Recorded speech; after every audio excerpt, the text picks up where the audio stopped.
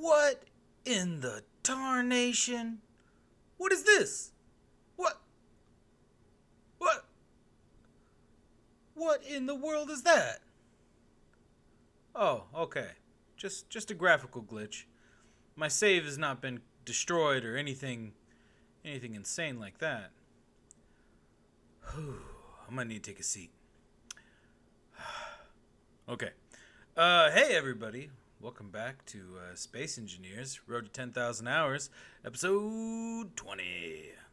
I am your host, Marduk, and it is Tuesday. Yeah, I am behind an episode. Very much behind an episode. So, we got stuff to do. This is going to be a part 1 of 2. Yeah, I'm going to do episode 20 in 2 parts, because I ended up shooting, like, a whole bunch of video more than I needed to for episode 20. Instead of saying it's episode 21, I'm just going to say it's episode 20, part 2. A little weird, a little strange. I know, I'm a strange person, and I'm feeling the need to be strange. So part 2 is going to be on Thursday. Tomorrow, we're going to have Wreck-It. Yeah, that's kind of my idea. I'm just going to take a whole bunch of little rovers, drive them off a cliff, and see them explode. Yeah, it's real simple fun. For this episode, okay, bringing it back to the present, okay, got to think about the present. Gonna do some mining. Oh, not much mining. Gonna work on the garage, because that's where we started last episode. This episode, we're gonna move on to, like, actually finishing the foundation. So from the end of last episode, where I was fixing up the bore pug, I drove the mobile refinery over to a new boulder so I could begin getting all that fresh iron ore into the refineries. And now I need to go pick up the bore pug and drive it out to Steel Valley. Probably not the best idea, but I went ahead and put a whole bunch of steel plates into the bore pug. So now I gotta travel all the... Oh. And I just died. Just crashed into the ground and died. Alright, so I don't have much hydrogen fuel, but hopefully that'll be enough to get me almost there. Come on. 23, 9, oh, alright, I made it. Okay, I have my hydrogen bottle. Everything should be good. So clean up this site. I already deleted the leftover asteroid, because I guess boulders count as asteroids when they're on planet. Very strange thing. But, alright, I got my vehicle. I got my iron plate. Let's go. We're getting to the Steel Valley. I'll see you all there.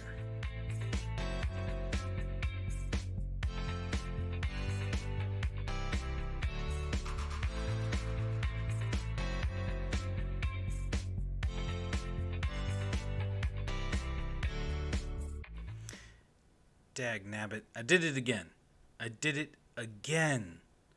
See, if I try to land and I hit the gyroscope while I'm going into the landing, it like catches the front wheel, or it catches one of the wheels, and it spins me in an uncontrollable direction, and then I can't recover.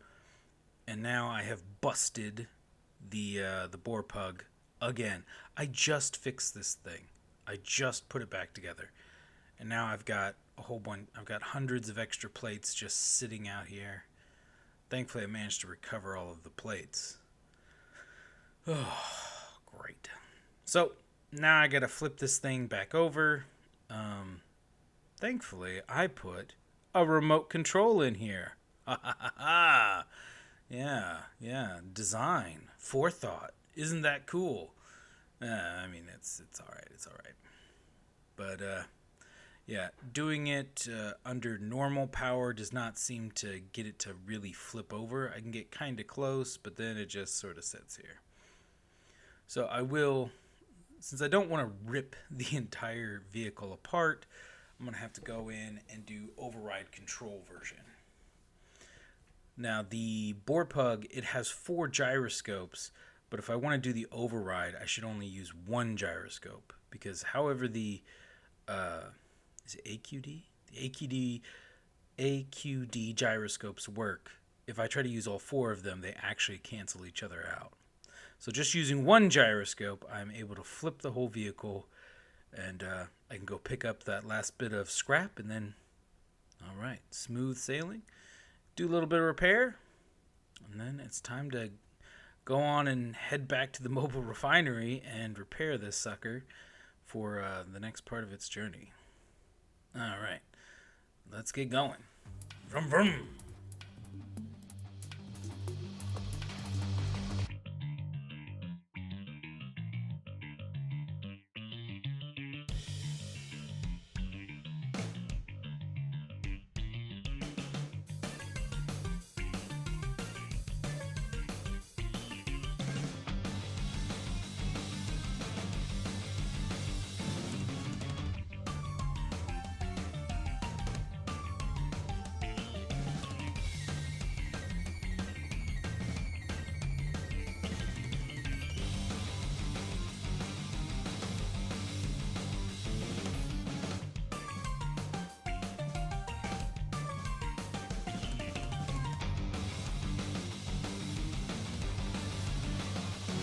Okay, I make it back to the mobile refinery in one piece, and then I go ahead and I just cut out me trying to fix this whole thing all over again because I had just done that.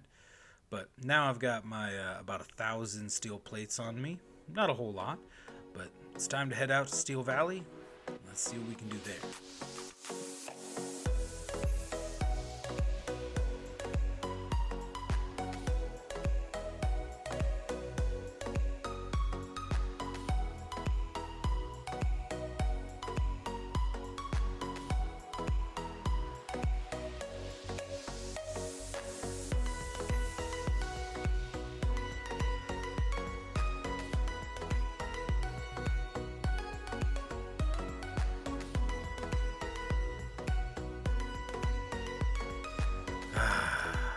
And I have arrived at my garage in the Steel Valley, or rather the hope and dream of it being a garage. Yeah, this place is gonna be awesome once it actually gets done. But for right now, I just need to start laying down all these plates. So for the this main area is where I'm gonna park vehicles, and I'm gonna have, instead of hooking them up, I'm gonna have like an exterior. This is my plan for current me, is to have like an external cargo port that I can sort of hook the ships up to for any kind of like drop off or picking up of resources. But inside the garage, it's mostly going to be those charging stations. So I'll just park them in there. I'll plug them up to charging stations, and then they can just sit there when they're not in use, and I have them just sort of centralized. Things that I'm gonna have to move. I just realized I'm gonna have to move my survival kit over here, which will be an interesting thing to try to accomplish, considering how many times I've died or broken things. But I'll figure something out. Now, the area I was just working on is just going to be the garage area. But now I want a workshop area, because what I want to be able to do is have a couple of my small block printers or assemblers, but in my head I call them printers since that's what they do. They print components. Have the printers and the refiners or smelters, however you want to call it. I When I relabel things, I relabel them the printers and smelters, just because it feels better in my head. I don't know. I'm a weirdo. So I want to have this little workshop branching off here. And my first idea for how this workshop should look is that it's going to be kind of sitting off so that it looks more, looks almost like an appendage. But my current version my current self did not like that. And so I made it more integrated into the design. Because this idea was like, okay, I'm going to have this branch off. I'm going to have the conveyor line running underneath this area where this kind of throat is that connects the sort of large garage body to the sort of smaller workshop head.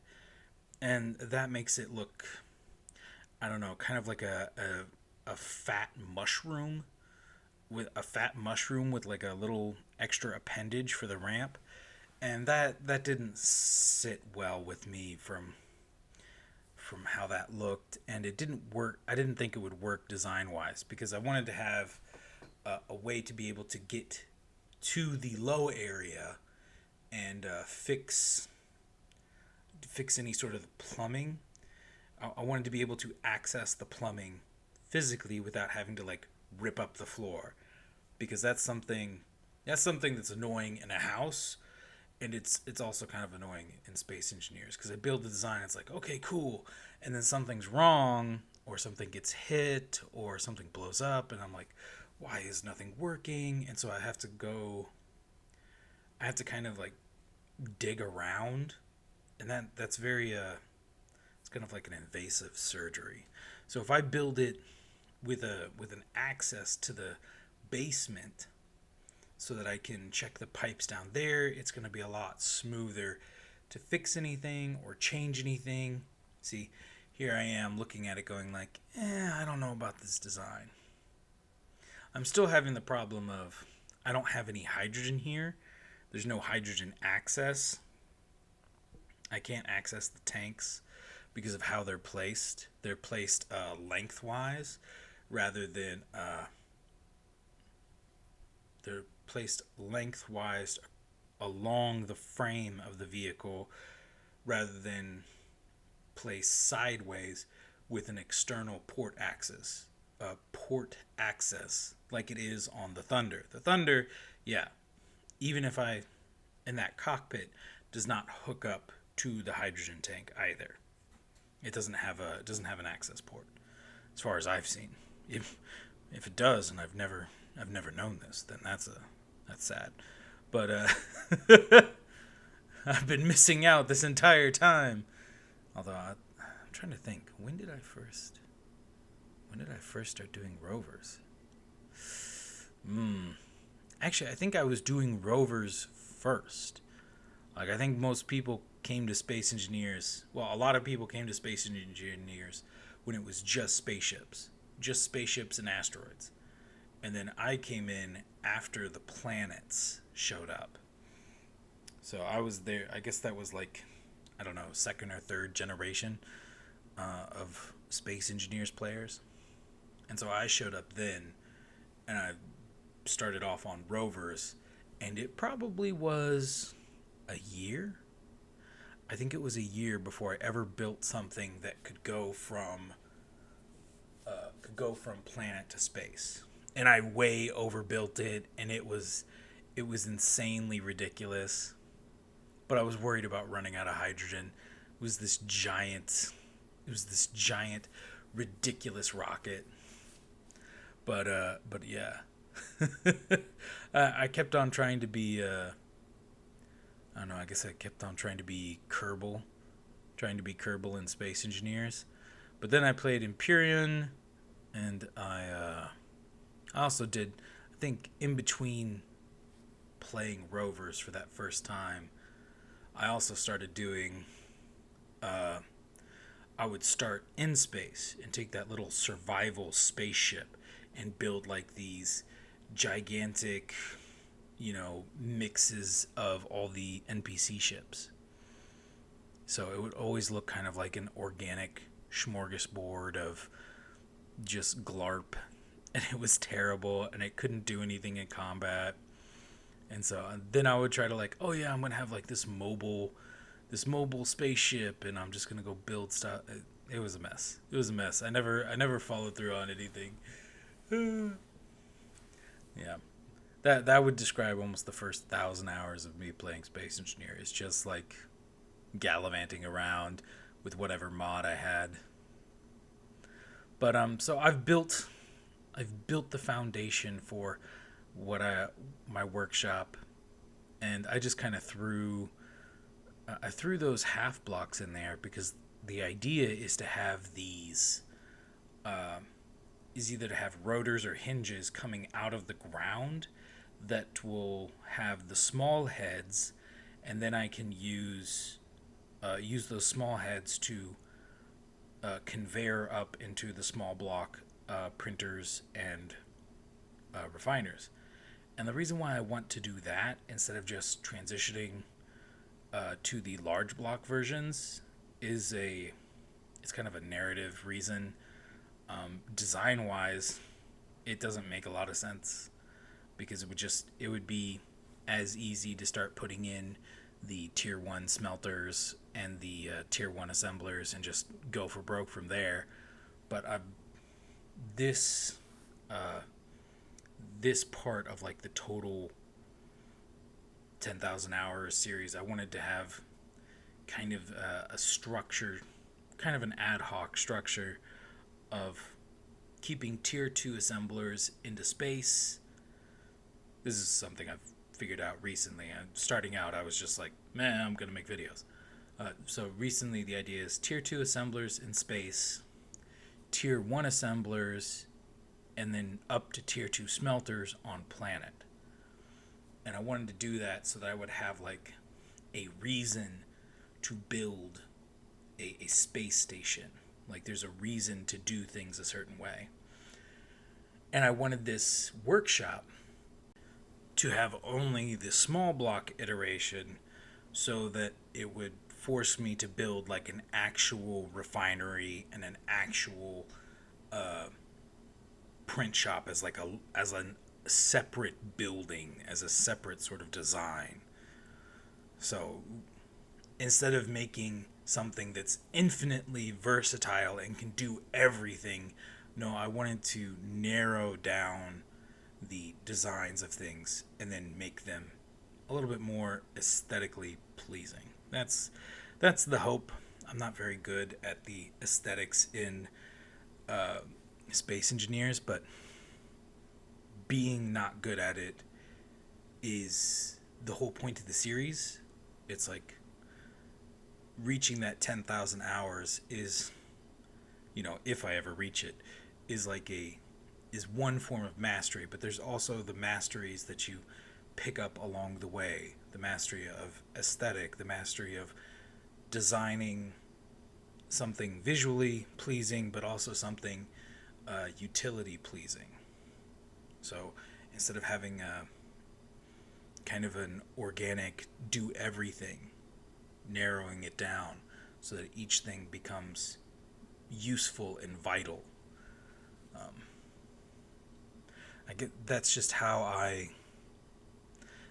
I'm finding the fun in this project. Is sort of it's almost like making my own kind of game out of it. Like in an RTS, you have different units that do different things.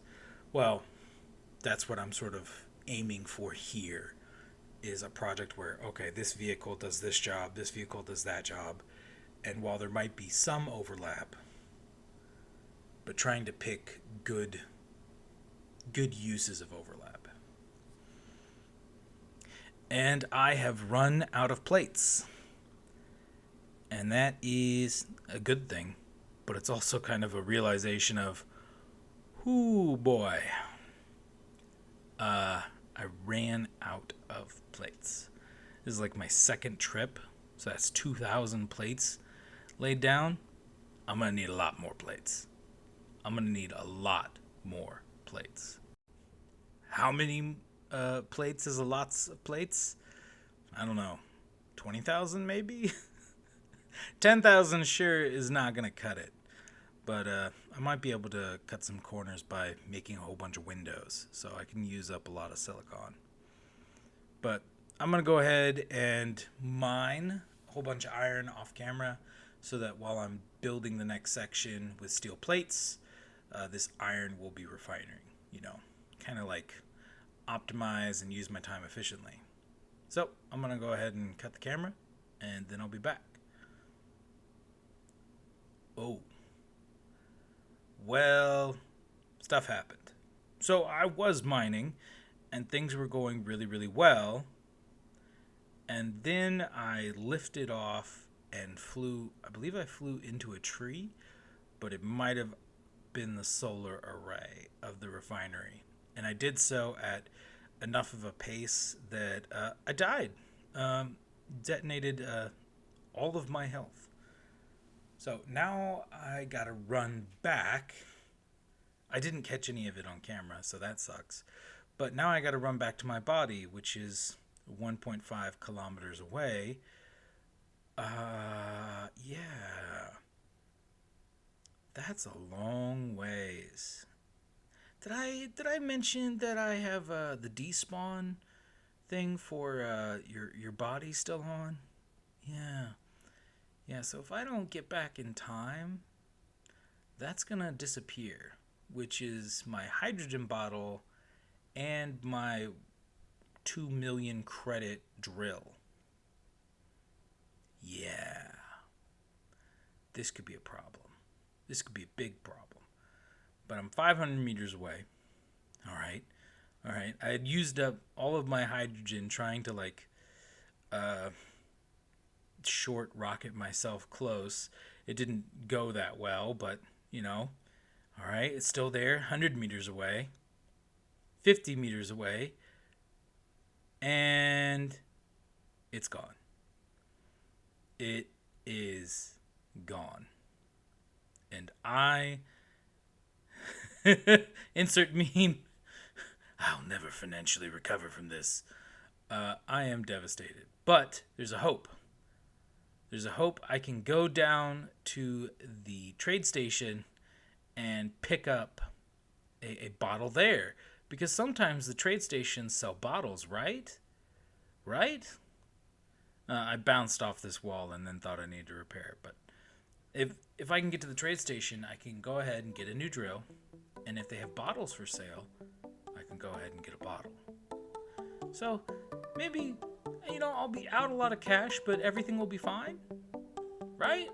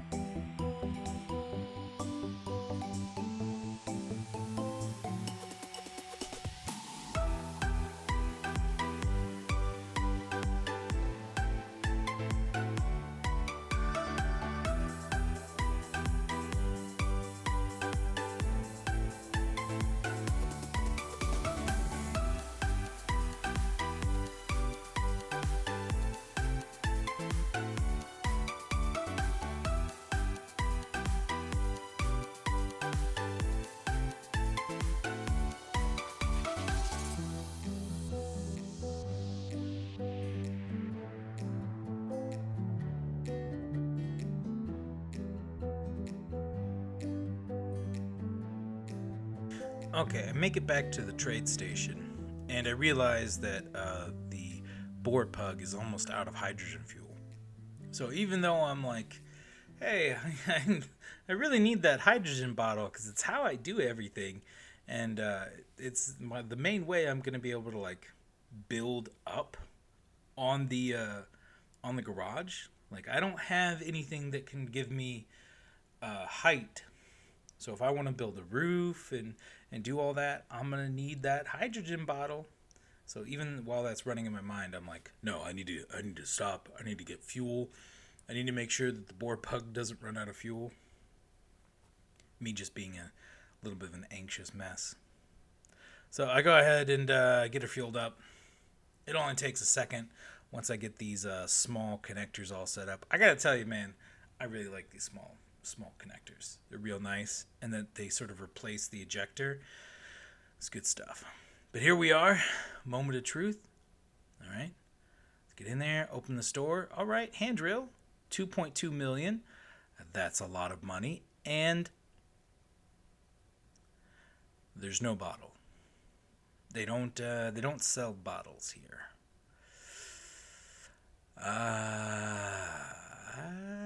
So they don't sell bottles here. I don't know what to do. I'm looking at all of the stations. They're tens of kilometers away. Well, maybe I should turn those on and just, take a look, right? Yeah. That's not going to work.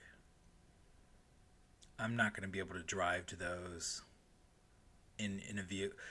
You know how many times I've broken this vehicle? Like, I broke this video once last episode, once this episode, and almost broke it a second time. Thankfully, it was a nothing. But, yeah. I'm going to have to figure something out. Which is what I'm going to do in episode 20, part 2.